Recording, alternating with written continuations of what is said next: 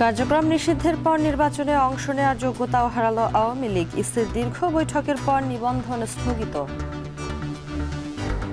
Election commission সিদ্ধান্ত নিয়েছে যে আওয়ামী লীগের নিবন্ধন স্থগিত করা হলো। আওয়ামী লীগের সাবেক এমপি ও সঙ্গীত শিল্পী মমতাজ ধানমন্ডি থেকে গ্রেপ্তার, আজ তোলা হতে পারে আদালতে।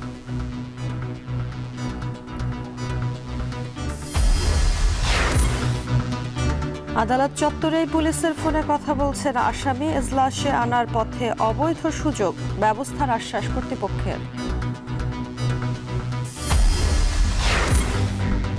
ঢাকার ধামরাইয়ে 1.5 মাস ধরে নিখোঁজ স্কুল পড়ুয়া কিশোরী, 4 জনকে আসামি করে অপহরণ মামলা 1 জনকে গ্রেপ্তার।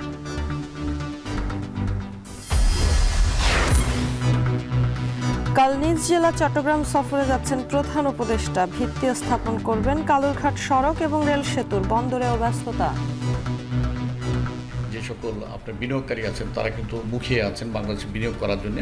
এই সুযোগটাকে আমরা কাজে লাগাতে চাচ্ছি। চট্টগ্রামে যেগুলি বার্নিং ইস্যু আছে, যেসব কর্মকাণ্ডগুলি করা উচিত সরকারের, সেগুলি যেন এগুলি অতি সত্বর উনি করেন।